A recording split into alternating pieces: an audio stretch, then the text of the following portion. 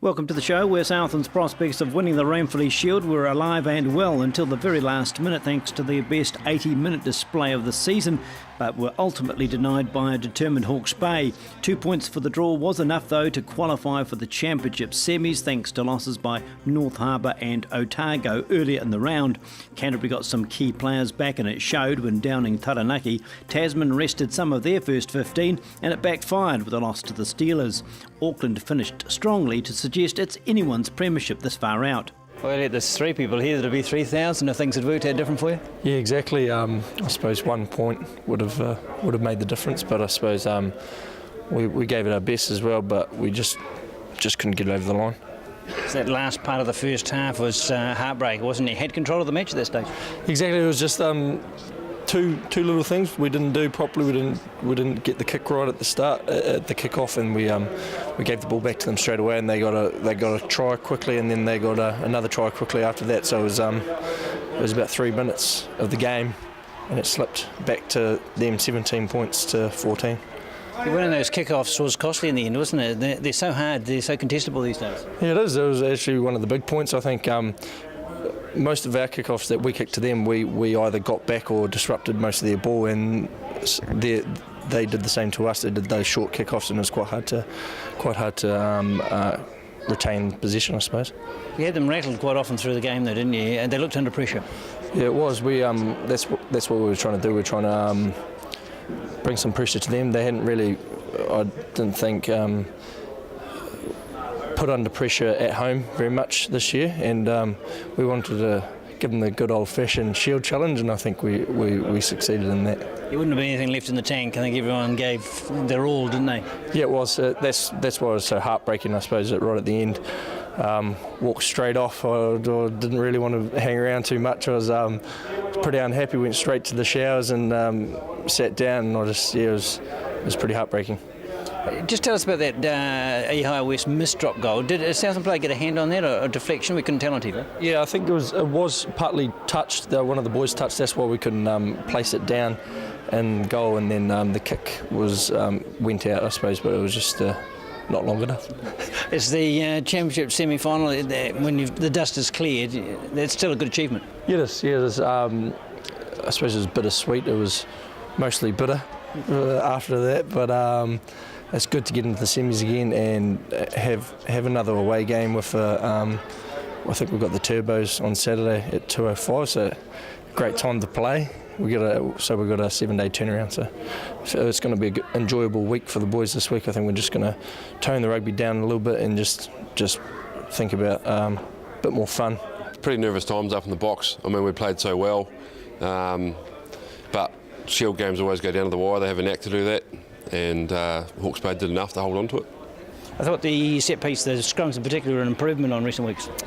Yeah, we put a lot of work in. We knew they were pretty good at disrupting balls, so put a lot of work in this week, especially into the scrum. The boys did really well. The front row stayed on for 80 minutes and they all did well.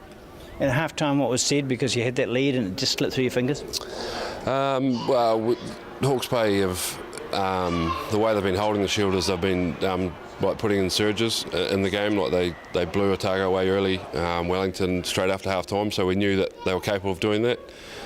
For us it was 5 minutes before half-time, but we were conscious of not letting them score quickly after half-time to keep us in it, and the boys stood up and had one hand on it.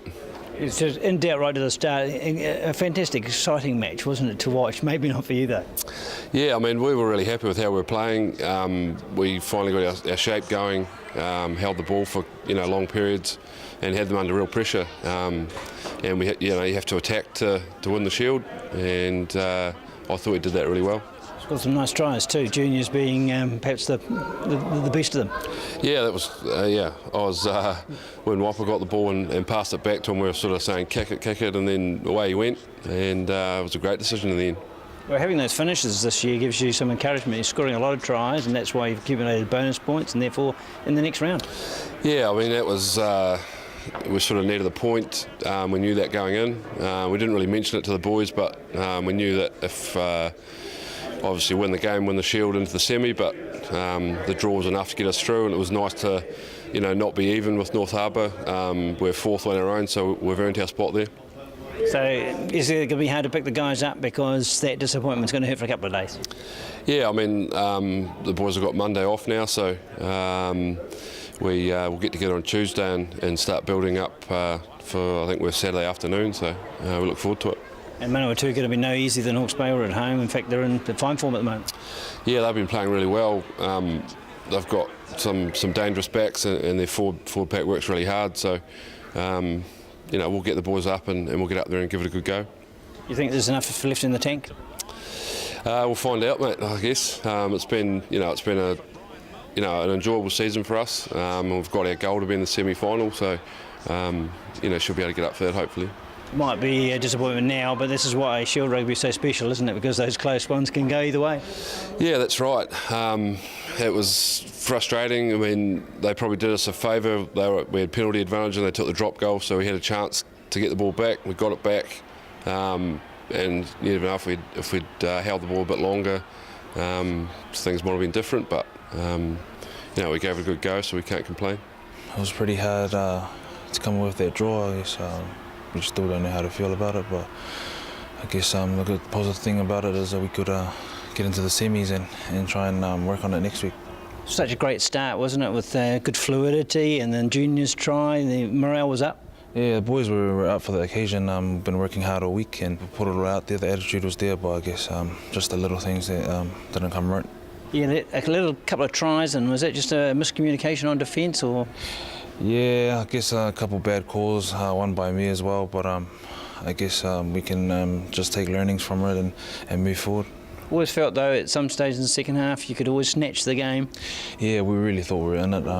We had that 2017, but I guess we needed to hold on to it for the whole 80, and I guess we let them in. Is it nervous as a player in those last couple of minutes with that slender lead? Are you a bit hesitant to do things? Yeah, I guess you just want to do the basics right, I guess, and I guess we didn't really do that, and we just look to capitalise on little things, but we didn't do it, so they pulled through. You must be happy with your season though, a lot of line breaks, I think when you're the top in the country. Yeah, it's been not too bad, I've had a lot of work-ons to work on, but I've been working hard this year to push my way up, maybe to higher honours, but we'll see how it happens. You get any whispers in that direction? Everyone's tipping you as a good buy if someone picks you up? Yeah, something like that. I'm not too sure. I won't say anything too early, but there's something on the way maybe, so we'll see how it goes. Just important to finish the season well, and with a couple of big games coming up perhaps. Yeah, looking to have a big week, real chilled week with the boys, and look to go up to Palmy and try and take that semi and make our way to the final. It'll be a good test because they're a slick backline this year, aren't they? Yeah, they are pretty good backline, especially at home. So we're looking to work on a few things defensively, and hopefully we'll come away with the win. So a quick look at the tables confirms the makeup of the top four in the Premiership, ensuring it will be a north-south final no matter the semi-final outcomes. Canterbury, making it 7 in a row, can't be dismissed, with both Taranaki and Tasman having late-season glitches. Counties will rue their slow start, and Wellington will just rue taking part at all.